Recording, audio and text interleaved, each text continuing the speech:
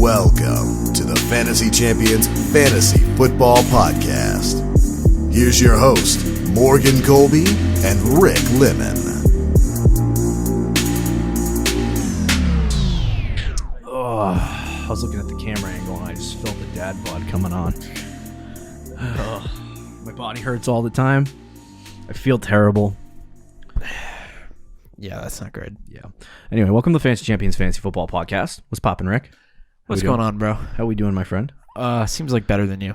Yeah, that would probably be true. I woke up with or a couple days ago, like I was gonna get sick, and I was like, no. COVID? And then it went away. You just told it no, and then it vanished. I was like, frick you. And it ran away. Like I said, welcome to the Fantasy Champions Fantasy Football Podcast. My name is Morgan Colby. I got Rick Lemon with me as always. Today we are gonna. You saw it in the name of the video, and you're probably hyped. We're gonna do early draft rankings. These are not post NFL. These are very early. These are not post NFL draft. Yeah. Or post free agency rankings. We're probably gonna do this a million times because I like it, and and it will change. It gets clicks. This is not gonna be my top 10.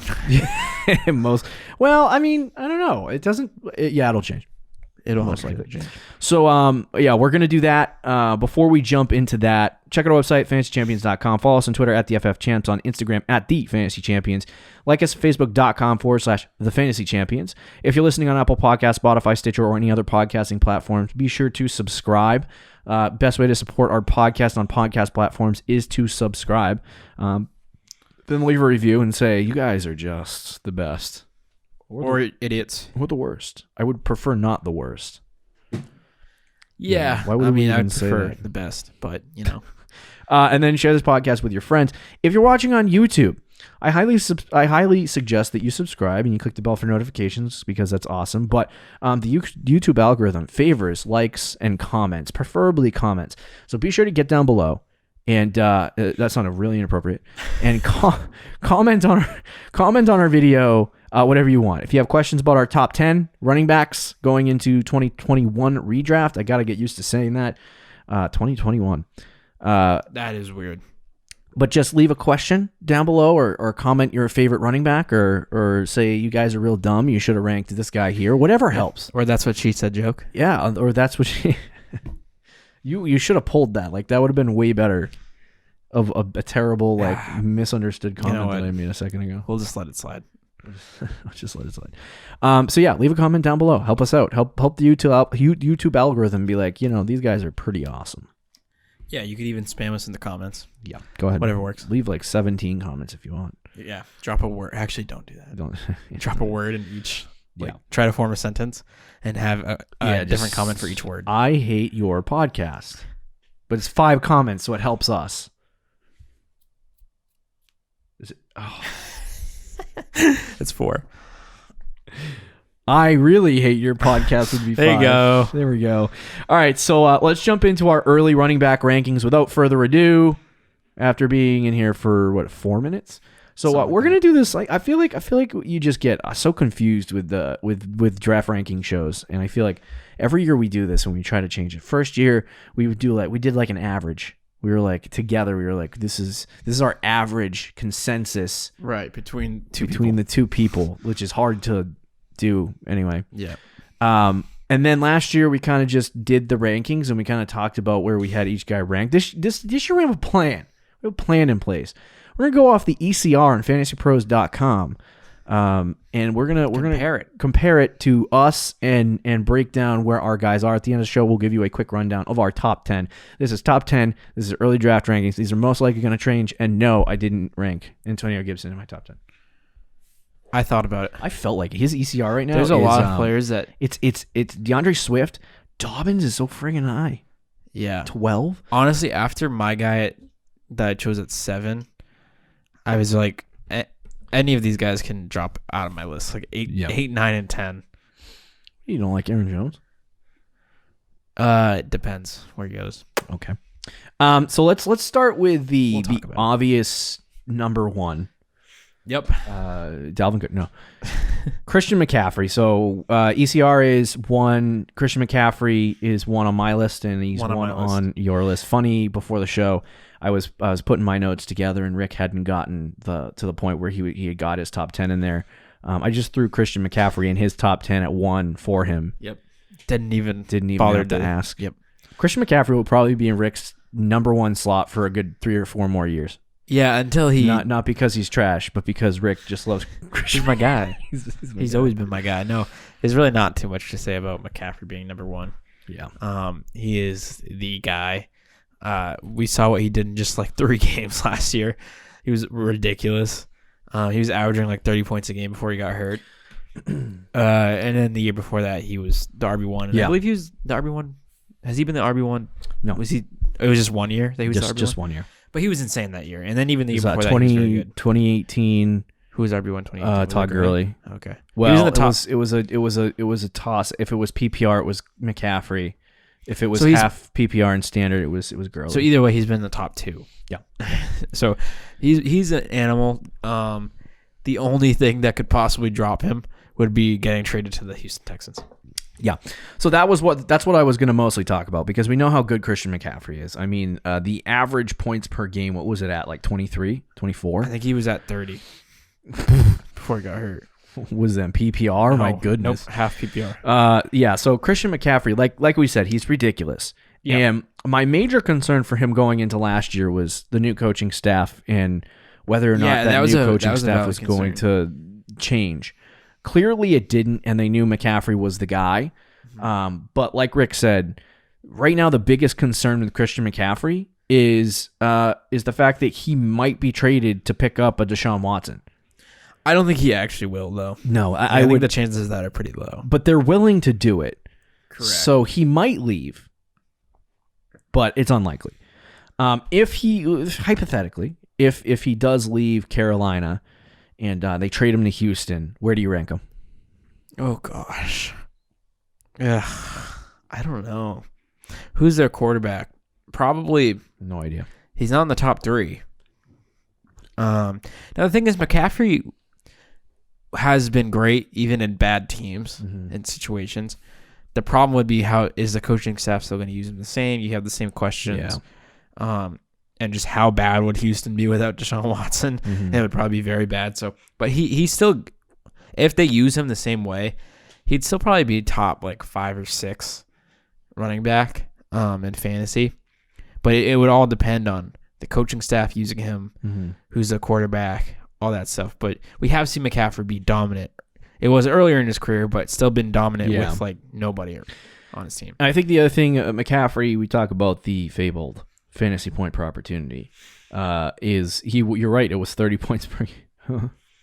Isn't it funny that I just knew that? Yeah, that's because it's only McCaffrey. That's ridiculous. Only McCaffrey ever know that. 1.15 fantasy points per opportunity. So obviously we know that's really good. I know he's an efficient running back. Obviously that wasn't the most efficient running back in the NFL. Actually, it was number 21 among running backs. So he really he wasn't the most efficient running back through 3 games last year, but he always gets that 1 fantasy point per opportunity. So as long as they give him the ball 250, 300 times, he's always going to be in that upper echelon. Yep. But I don't think he's leaving Carolina. I think that's a safe bet. Right. Yeah. So he's number 1. I don't think that there would be any. I think there's going to be people who would rank Dalvin Cook 1 over him, maybe. Some people. There'll be people out there. I that won't. do it. I won't either. I won't do that. So number 2 on the ECR is Dalvin Cook. Ironically enough, me and Rick both ranked Dalvin Cook number 2. Yep. There is a slight amount of concern for Dalvin Cook with me because he's been healthy for almost 2 years now. For the most part. Yep. Which is for Dalvin Cook is scary. I know. He had 2 14 point. What is it? Not 14 points. 2 straight seasons. 2 straight seasons with 14 games or more. So I'm good. I'm happy that happened, and maybe it will continue. What I do know is that he gets target share, he gets the carries, and so when he's on the field for the Vikings, he's going to get the opportunity. This is why if Christian McCaffrey wasn't so friggin' ridiculous, Dalvin Cook would be my 1. And it's because literally, I'm looking on playerprofiler.com right now, and they have They have this metric, red zone touches. He had 66 last year, which ranked 1 in the NFL. 66. He had is ridiculous. 5 red zone touches per game. If you're getting that, this is why he was so ridiculous. If you're getting that many goal line touches per game, or not goal line touches, red zone touches per game, you're going to score a lot of touchdowns. Not only that, but he's a guy that gets a lot of receiving, yards and receptions.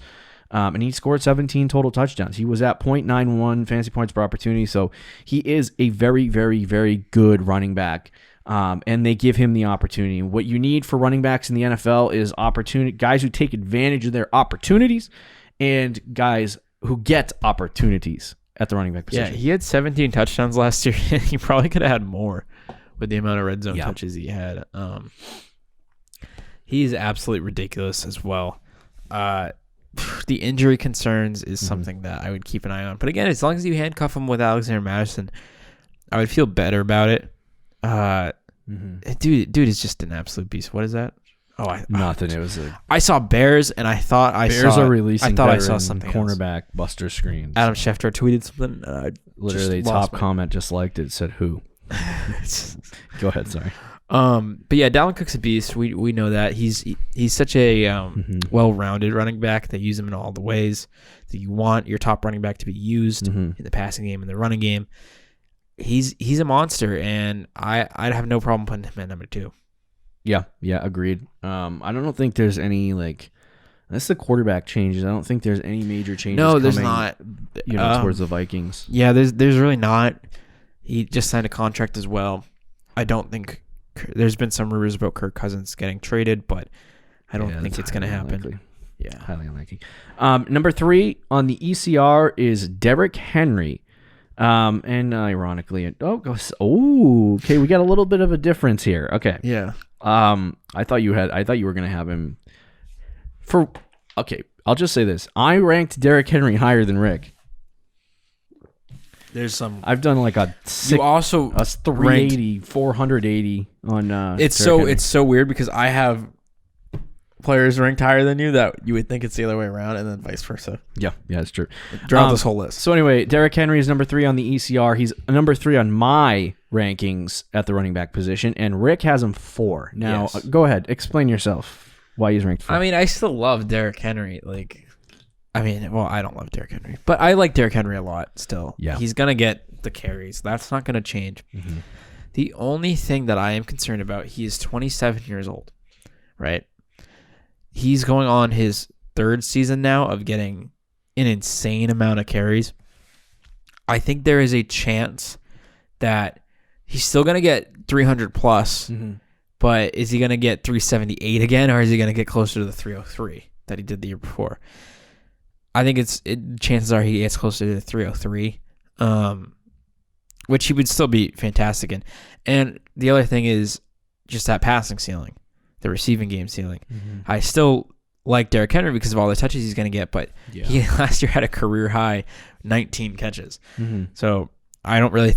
That's never going to go past 30. Yeah, I don't think. I think that's probably at best going to go in the low 20s next year. Right.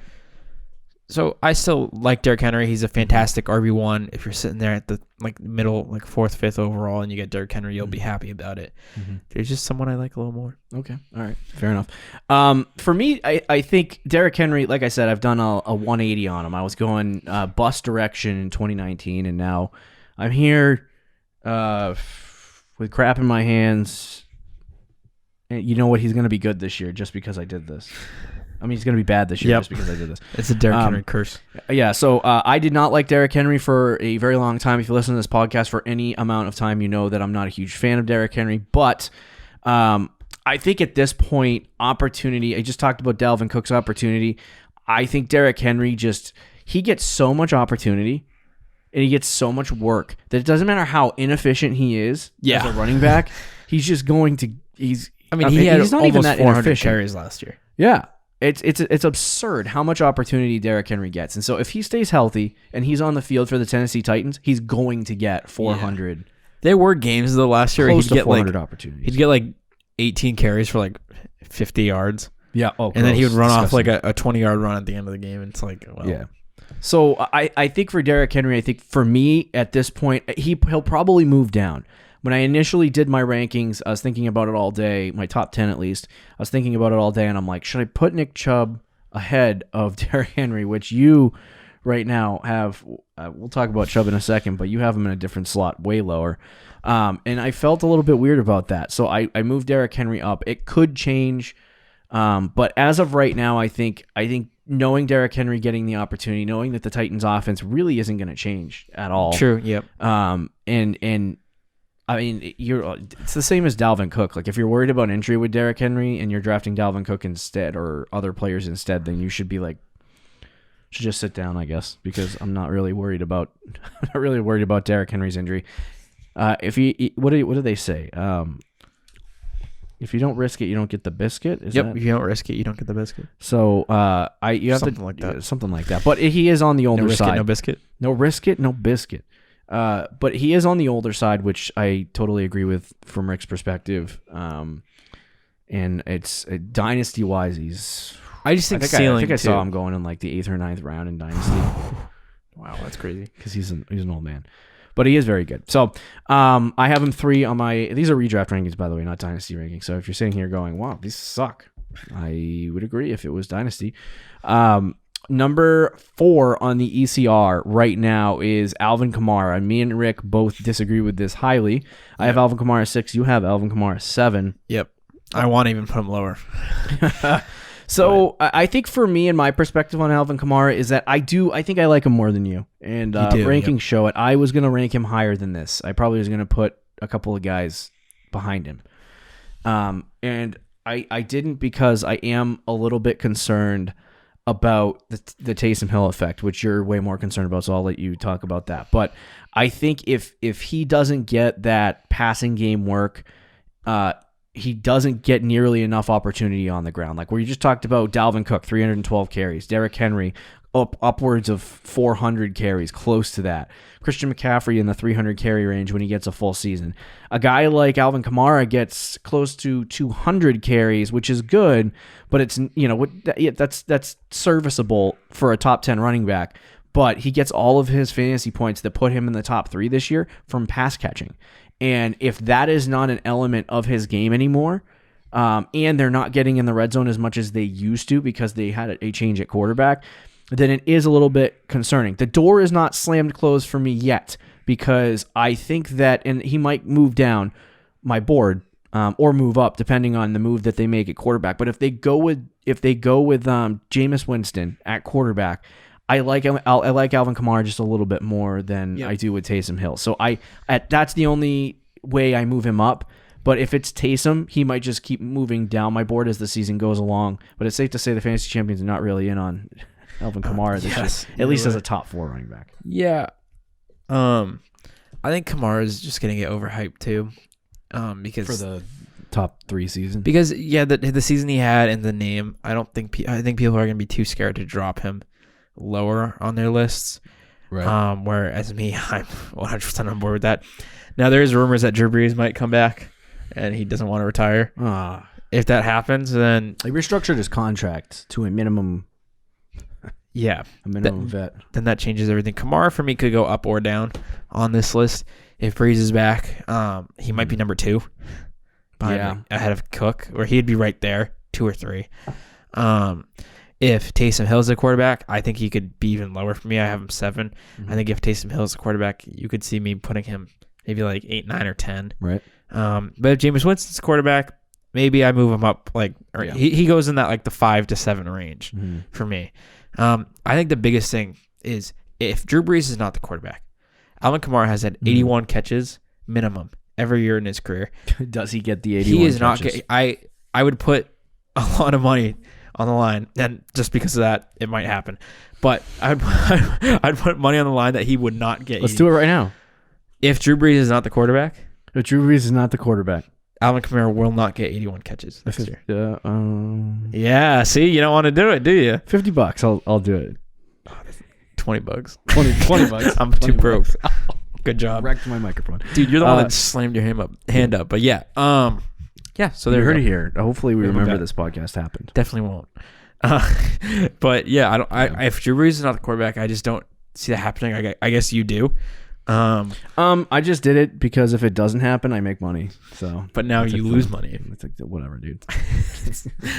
See, this is not a good betting mind. It's not. It's not good. But yeah, I just don't. I really don't think that'll happen. That's fair. And let's say it does happen. Mm-hmm.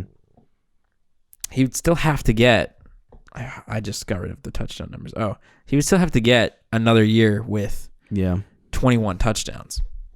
Do you think how they use him, like Sean Payton, how he utilizes Alvin Kamara will change? Not in terms of like the lack of like targets, but do you think they'll utilize him on the ground a little bit more? I would hope so. I mean, they obviously utilize him whether it's pass catching or on the ground in the red zone. So I don't think that's going to change. Mm-hmm. I mean, you could be more concerned about how often they get in the red zone, but that didn't seem like a problem when Taysom Hill was there. I think the only problem with Taysom Hill is that, the opportunities for Alvin Kamara might go down in the red zone because that is another thing. Taysom Hill, they might go RPO or whatever with him and score with him instead of scoring with Alvin Kamara. Right. Yeah, that's how many times when Taysom Hill was quarterback, even when he wasn't quarterback, when Brees was quarterback, that they would put Taysom Hill in the game and he'd run a QB draw and he'd score. And it happened at least like a few times. Yeah. And if he was the quarterback full time, I would expect that to happen a lot. Even if Jameis Winston is the quarterback, they're still going to use Taysom Hill because it's Sean Payton's guy. Right. So that is another concern. I don't see him getting 81 catches. I don't see him getting 21 touchdowns. I just think it's time for regression. It's funny because I was on the opposite train last year. Because going into last year, he had 9 touchdowns, and I was telling everybody that's not going to happen. Kamara. He's going to get double-digit touchdowns again, probably in the mid to high teens. The opposite. You're like, he's going to poop himself. Exactly. Yep. Okay. Well, we'll see what happens with Kamara. Obviously, an offseason can change everything. So he might move up boards. He might move down our boards, but we'll see what happens. The next guy on the ECR is Nick Chubb, number 5. I have Chubb 4, so he's the guy I had after Derrick Henry. Yes, this is your guy, and I have him lower than you. What was your ranking on him? I have him number 5. This is crazy because I have been on the Chubb train for like a year and a half, and you're like not anti-Chubb, but definitely not on the train. I'm not on the Chubb. I'm not on the Chubb. It's like okay. What am I trying to say? What am I trying to say? I'm not on the Chubb train. And I was always on the Chubb train. I was just in the caboose. I was in the caboose checking things out, trying to make sure that I was driving it. You were, yeah, you was driving it. You were at the front. I was taking it off the freaking rail. I was pushing it. I was off the train pushing it. I was like looking back on you were an idiot. Yeah, and here we are. So this is why I ranked Nick Chubb 4. It's not like it's a massive difference. It's just funny that I ranked your guy higher. But Nick Chubb, for me, I think after seeing one season of Nick Chubb, my concerns last year, more specifically, were related to how they were going to utilize Kareem Hunt. And there was a real fear for me that Kareem Hunt was going to take a lot of Nick Chubb's rushing work. Yeah. And end up in a situation where I believe they both could finish as RB1s, which is what happened. But I thought that there was a good chance that Kareem Hunt, with his pass catching ability in that offense and how they utilized like guys like Dalvin Cook in the past, it fit more with what they were trying to do as a team than having Nick Chubb.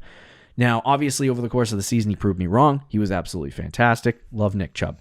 But watching him on film, he's kind of gross. He's like, not gross, but he's like Derrick Henry. Derrick Henry will have a game, like we just said, 18 carries, 50 yards, and then break off a 30-yard run at the end of the game and all of a sudden save your fantasy week.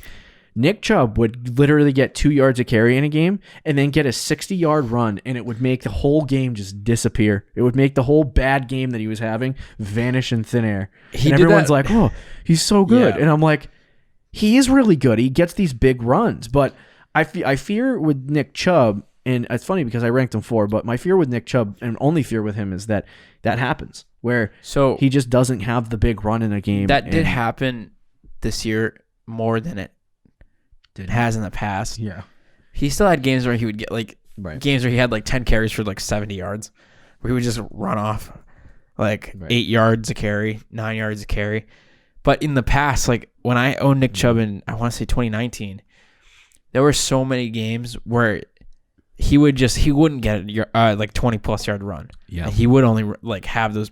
But this year, I will say that did happen a lot more than it has in the past. And I don't know if it's just because teams were expecting it or what the situation was, but that did happen. But he would go, I mean, some of those big runs, it wasn't just like wide open hole and he just is faster than everybody. Like he is like breaking tackles, going through people, and then running 80 yards. Yeah. Like stuff like that. Like right. Obviously, I mean, I could talk about Nick Chubb all day, but the only reason I don't have him higher is just because to me, him and Derrick Henry, you can just interchangeable. Yeah, and I think Derrick Henry's probably, even though I talked smack about him, is still probably going to get a little more care. He's just a slightly safer option because Nick Chubb still has Kareem Hunt there, and Kareem Hunt's still going to take some of the passing games, so.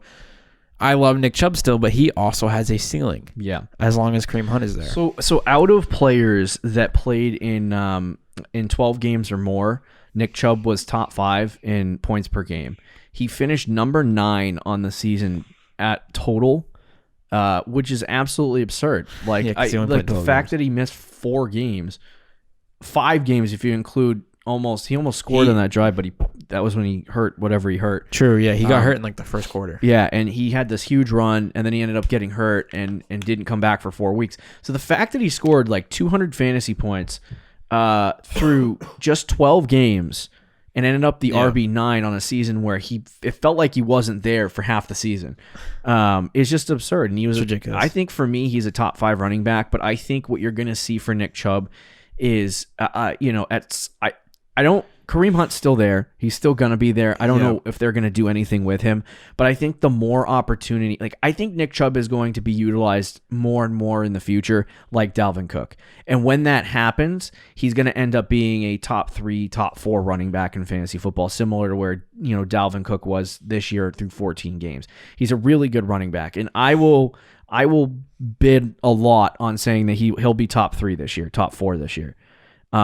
Which is why I have him ranked there. Okay, so, I like him. But anyway, let's move on to the next guy. Number 6, it's Saquon Barkley, and we got to move forward quickly through the next 4 or 5 guys. But okay, I have Barkley. The ECR has Barkley 6. I have Barkley 5. You have Barkley 5 as well. I have him 3. Oh, I'm sorry, I missed that. I looked at the wrong sheet. You have him 3. Okay, so. Rick is clearly still in love with Barkley. This is probably one of our biggest disagreements here, and I want to hear what Rick has to say on Barkley. But I will say the reason why I have Saquon Barkley lower is the injury. What was the injury? At Achilles? I think it was an ACL. Was it an ACL? ACL injuries are really damaging for a running back, and the year after they come back from that injury, it usually doesn't look that great. He does have the opportunity, but even in the games that he played last year, right? And this is what was very concerning for me, is in the games that Saquon Barkley did come in and play in before his injury, he was not very good. Yeah, I mean, he had his 6 catches for 66 yards in that game, and it was pretty good. That game against the Steelers, he had 15 carries in that game, and I don't even know. It's not even telling me what the numbers are, but he did not have a good game in that game. And so I 12 fantasy points in a PPR league, the RB23 in the one game that he played, and then from that time that he played in Chicago for the first couple plays of the game, at least before he got hurt, he did not look good in that game either. So, and then over the course of the end of the season before in 2019, he didn't look good. So to me, I feel like Saquon Barkley is a good running back, but let's not forget the Giants still blow. What I will say is that is kind of skewed a little bit for last year because in that one game, it's unfair to go through that opening night against the Steelers. You watched the game. You remember how bad the offensive line, Barkley would get the ball from Daniel Jones, and he'd get like 4 guys just all over him. Right. That's what she said, and he would just get attacked right when he got the ball. Right? He had in that game. That was a terrible joke. That's what she said yourself, and I'm not going to judge because I do it all. You do it all the time. Come on now. Anyway, he had 15 carries in that game for 6 yards. Let me repeat that: 15 carries in that game for 6 yards. 6 yards in the game against Chicago. In one quarter, 4 carries, 28 yards, 7 yards a carry. So he was actually doing good in Chicago before he got injured. It was just that one game against Pittsburgh where that offensive line got absolutely annihilated. That's fair. And I will say the offensive line in the Giants still isn't great. Yeah. but I think they are getting better. They got better throughout the year. Mm-hmm.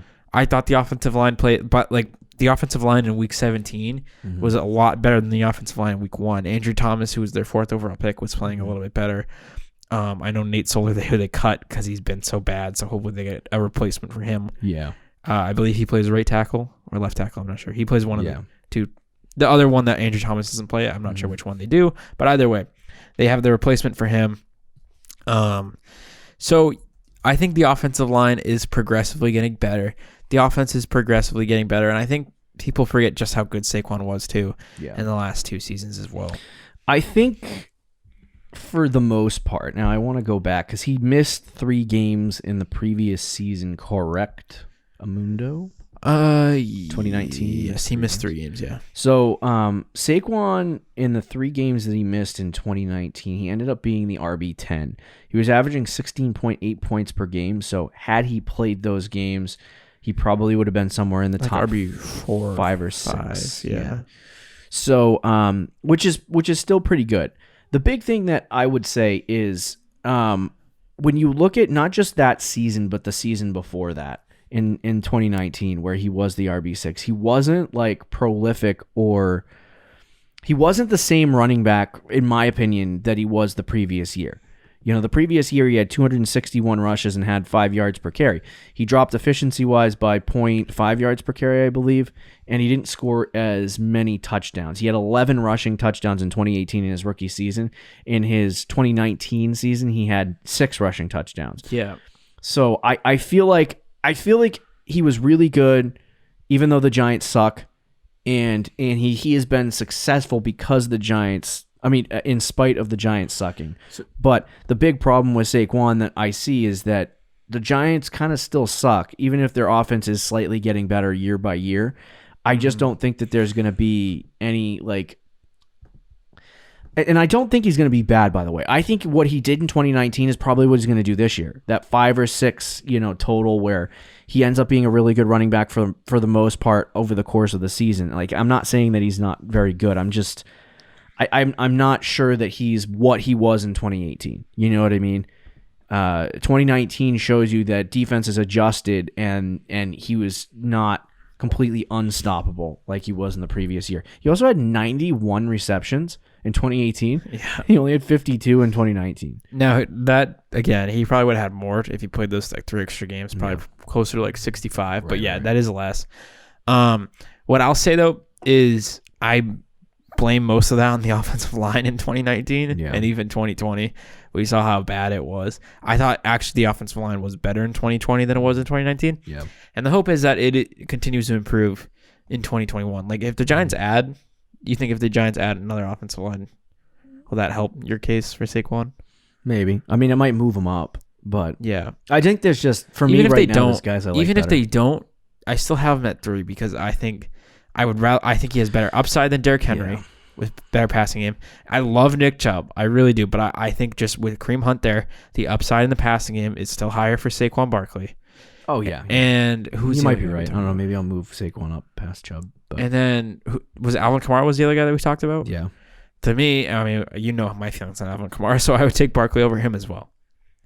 That's my reasoning for putting him. Now, I have a question. Daniel Jones is not the greatest quarterback since... Don't hurt the Giants fans. I won't. Yeah. I'll try not to. But so what's the difference between Taysom Hill and Alvin Kamara? Like, why would you think that there's a difference there between target share? Because I do think Daniel Jones throws to the running back more than Taysom Hill. Okay. And I think the usage as well. Sean Payton loves Latavius Murray. Okay, fair enough. I'm willing to change my my ranking on Barkley as the offseason goes along, depending on what happens. Like the Giants take offensive lineman, they add some offensive weapons, maybe sign a wide receiver. Yeah. Like all of that stuff could change because I think Barkley in a good offense could be ridiculously good. But I don't. I'm hesitant on putting him in the top 5 at this point, or the top. I should say the top 3. Because he'll probably end up in my top 5. I'm just hesitant to put him in that top 3 because of the ACL injury, because of the fact that he did regress a little bit in his second year, and it doesn't look like the Giants' offense, as far as I sit right now, it doesn't look like their offense has gotten any better. In fact, they started to question whether Danny Dimes is the guy. So with all of that being said, and the fact that your offensive coordinator, the guy that runs your whole offense, was had his play calling duties taken away by Jerry Jones in Dallas, is also very concerning. Hey, for but me. Zeke still succeeded there. That's true. Wasn't last year Saquon's first year with Jason Garrett? Yes. Okay.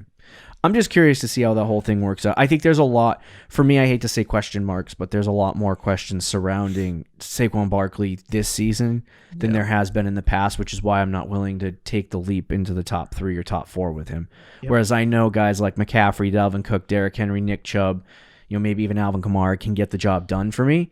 Whereas Barkley is coming off this ACL injury. The team, he's technically speaking, in a new offense that we haven't seen him in and all this stuff. So we're going to see what happens in the future. But anyway, next guy on the ECR is Jonathan Taylor, number 7. I got him number 7, and you have him number 6.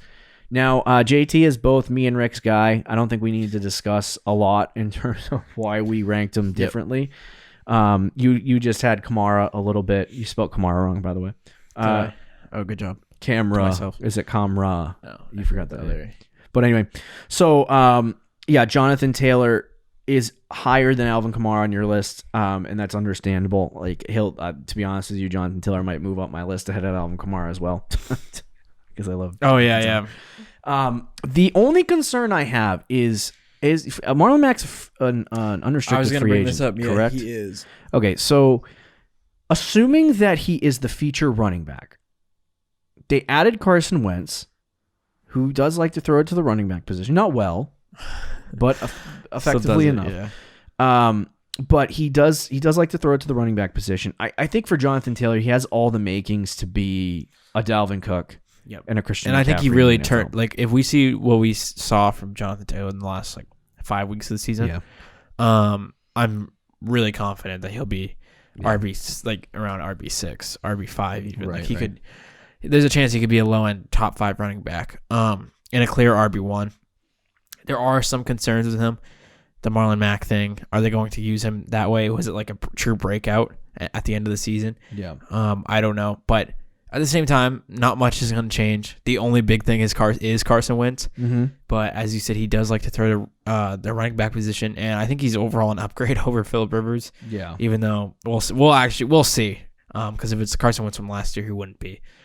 But if he's anything like he was in 2019, 2018, and 2017, then it's going to be an upgrade than what they had last year. Yeah. So and their offensive line is still just as good.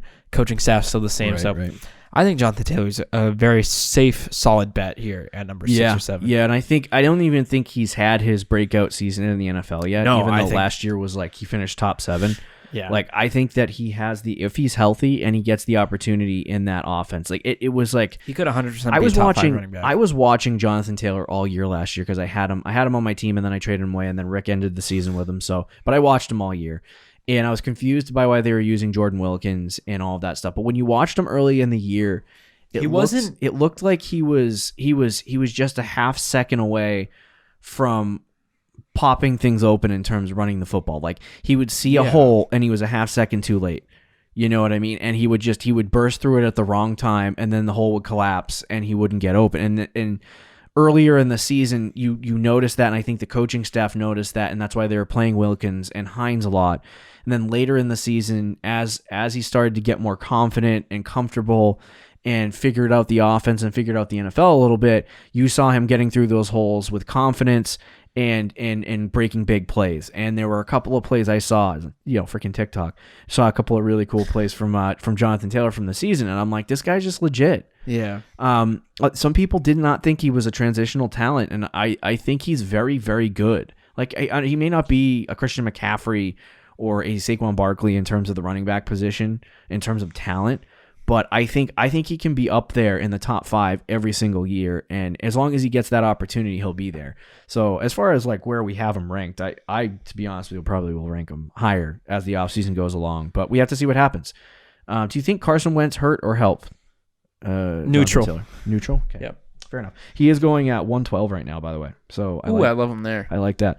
Let's move on to the next guy on the ECR, which is Ezekiel Elliott. We're going to talk about this guy quickly. I like Zeke. I have him 10. Rick has him 8. This is so weird. Chubb is my my guy. guy, yeah. You had him higher. Zeke's my guy, and you have him higher. And yeah, exactly. So I have this sneaking suspicion. It's not going to happen. And I don't know why I feel this way, but I feel like we've gotten to the point with Ezekiel Elliott where, you remember when Gurley Oh, no. Gurley was traded? I think that's going to happen to him. Yeah, I just don't know when. I don't think it's going to be this year. I do like Zeke, and I might move him up. Right now, Zeke is going at the 110, so he's going ahead of Jonathan Taylor in redraft leagues. But I feel like the reason why I ranked him 10, I like a couple of guys more. I might rank him ahead of Josh Jacobs because I do like him better than that. But looking at how Tony Pollard played over the course of the end of the season and how much opportunity they started giving him, I think that's concerning. Zeke has been a beast because Zeke gets opportunity. Zeke is efficient with his opportunities, but not as efficient as some of the top 3 or 4 guys. The concern for me with Zeke is that they start using Pollard a lot and that he starts ending up being in a committee. Maybe he still gets 75% of the work, but that's not the 95% of the work that he was getting before. And if that does happen, Zeke's not going to be the top 5 running back that you expected. He might not even be a top 7 running back. So that at this point is why I have Ezekiel Elliott 10. And I just like certain guys better. Like Josh Jacobs and Aaron Jones, 2 guys ahead of him on my list, are 2 guys that I think are just going to get more opportunity at this point than Zeke. I could be wrong, and as the offseason goes along, we'll see what the reports are, and that has every right to change. Like, he might end up 8 on my list as well, but I just think at this point Zeke is treading water with the Dallas Cowboys at this point. Right, and I think honestly, after Jonathan Taylor, I feel like there's a teardrop. Yeah. So Zeke, to me at least, starts the top tier, but he could drop. Yeah. Tony Pollard is a legit concern. The age is a legit concern. Everything you mentioned is a legit concern. Yeah.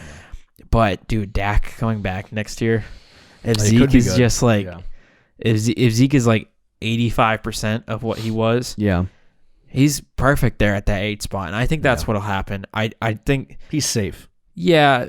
I don't even know because like if Tony Pollard in the top. Well, I know that, but I mean, like at that, like I would have a hard if Zeke gets all the work that he got. If Zeke got all the work that he got, in previous years, he's a top 5 running back. Yeah. But if he gets 75% of the work, I still think he's an RB1. He's just like around 10 to 12. Yeah. And so he's a safe pick for me because if you're drafting late in the first round, you can take a leap in the water and draft like an Austin Eckler. Right. Or you can draft Ezekiel Elliott and know that you're going to get RB1 performances on a week-to-week basis. So that's why I still have Zeke here at 8. I think as the offseason goes on, we might see some younger guys like Antonio Gibson, J.K. Dobbins, like who knows, even Joe Mixon, DeAndre Swift, even James Robinson if the Jaguars do nothing. Like some guys might fly up there. Yeah. But to me right now, Zeke is the 8th guy. Okay, fair enough. Number 9 and the last 2 guys on our list are Aaron Jones and Josh Jacobs, but ECR number 9 is Aaron Jones. I have him. I have Aaron Jones 9. I have Aaron Jones 8. You have Aaron Jones and he's 9. somebody who could fly up or down. Well, I don't think he'd fly much higher. So here's why I got him. Definitely could fly Goes back to Green Bay. Okay. I like him. Sure. 8. I'd probably rank him 8.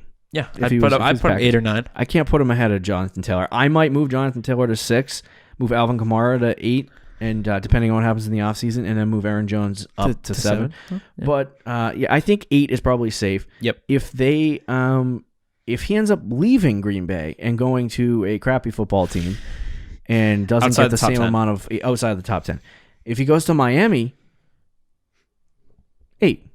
Okay. So I'm with. I'm at the point where I think Aaron Jones with the opportunity is number 8. And that's kind of like I like him more than Josh Jacobs. I do like him a little bit more than Ezekiel Elliott this year and some other guys. Gibson might be a guy. Gibson, J.K. Dobbins, some of those other guys might actually jump into this, top 12, top 10 at some point in the offseason. We'll see how things kind of shake out. But for me, at this point, Aaron Jones knowing what he is, if he stays with Green Bay or goes to Miami, which it seems like those are the 2 main options right now. Yeah. It'll for me be good for him. Anywhere else, like if he goes to the Jets, Like he's dead to me. I would just swap him with Gibson wherever Gibson. Yeah. Would drop Gibson in. I would say Green Bay. He's probably he's probably like 7 or 8. Miami, he's probably about 9. So where I have him now. Okay. Well, in Green Bay, I'd say 7, 8, 9. Miami, he's probably 9 or 10. Mm-hmm. Anywhere else outside the top 12?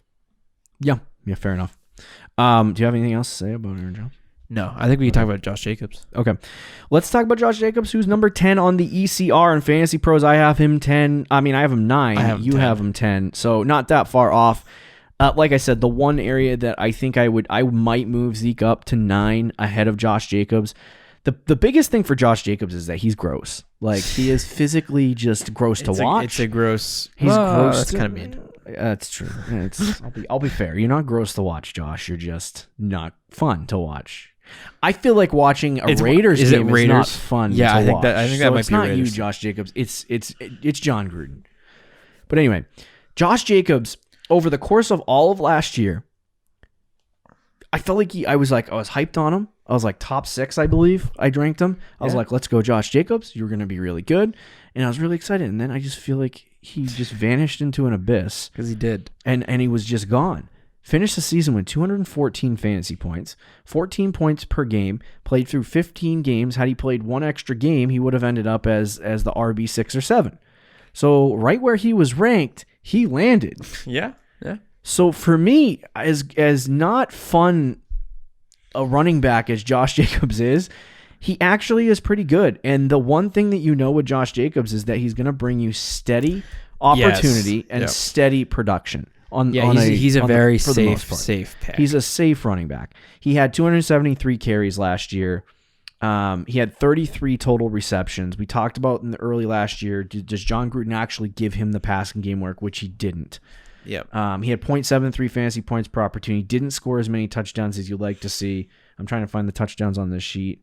12 total touchdowns on the season. So if he wants to take that leap, that next step into stardom at the running back position, not being as an RB1, not being an 8, 9, 10, 11, 12 RB1, but being a top 5, top 4 RB1. If he wants to do that, he's going to have to score more touchdowns. It's going to have to come from there. And he's going to have to get a little bit more pass catching work, but everything else he's doing is not horrible. Yeah. I mean, the yards per carry is not the best. And I'm trying to find opportunity too. But it's not the best. But that's because he doesn't score a lot of touchdowns. But he did have the number 4 total score. So what I'll say about Jacobs. But anyway, 273. He had 300 opportunities. So if this guy starts improving his efficiency a little bit and the Raiders offense gets a little bit better somehow, some way, I don't know what they're going to do to get better, but they improve. I think Josh Jacobs goes with that. And like Rick said, he is a really safe pick. He's a safe pick. ADP, by the way, is 207. Yeah, I like him there. That's robbery, man. I don't know. Yeah. I like Josh Jacobs. I don't like him as much. Well, I know. It's not fun to watch, okay? You're the film guy over here. Well, he didn't have a 20-plus yard run until like week 10. That's the Raiders. Well, not in his rookie season though. In his rookie season, he was all over the place. And then last year was like 4-yard run, 6-yard run, 4-yard run, 5-yard run. That's fine. Yeah, he had 3.8 yards per carry, which is just atrocious. I mean, it wasn't great. He still is a safe pick. Mm-hmm. I think you'll see some people rank like some rookies ahead of him, second-year guys that You're they're talking about 9 breakaway runs?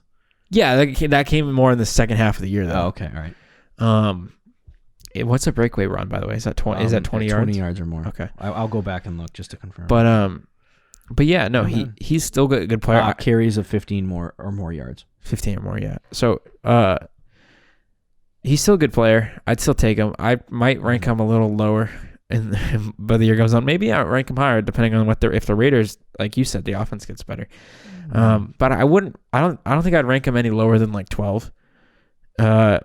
He's fine, but he's not. I don't think he's going to be. He's fine. No, he's good. He's a great complimentary back on your fantasy team. Like if he's your RB2, I think that's fantastic. I just don't see him really being as like a definitive RB1. Do you see like a breakout happening? Like he's an RB8. Do not you really see any way that he breaks? And John Gruden loves to use multiple running backs, like for different he gave Josh Jacobs 300 plus touches. Yeah, but there'll be games like Booker. Devontae Booker is that his name? We'll just get like 14 touches, and you're like, what the heck? Yeah. I mean, I think knowing John Gruden's system, he does like to give one running back a majority of the carries. He does, but here's the problem. He'll use like random running backs all the time. Josh Jacobs has an injury history, and like year 1, he got injured. Year 2, they were like, we don't want to bury Josh Jacobs into the ground. Right. That's what happened. So we're gonna take some things away from him and give him some break. Give him some breaks every once in a while. So for me, like I said, I think Josh Jacobs still has that upside to be a top running back in the league if the Raiders offense is good and if they make improvements there. But like you said, he is like, he's not going to underperform where he underperformed this year. You know, like this year was not a good season for him. Yeah, I mean, he underperformed what people anticipated of him, and I think that there's only up to go from here. And I think if you draft him, you're probably going to get the 7, 8, 9, or 10 to 12 running back. You might talk me up into him. I don't know. Yeah, it's a gross situation, but like I said, you watch those Raiders games and you just get blown out of your element, I guess. You might as well just take a nap. It's almost like watching a freaking Patriots game. Don't tell me about that. Those are our top 10 running backs. Mine: McCaffrey, Cook, Henry, Chubb, Barkley, Kamara, Taylor, Jones, Jacobs, Elliott. Ricky had McCaffrey, Cook, Barkley, Henry, Chubb, Taylor, Kamara, Elliott, Jones, Jacobs. That's it. Thursday, Dynasty. Let's do it.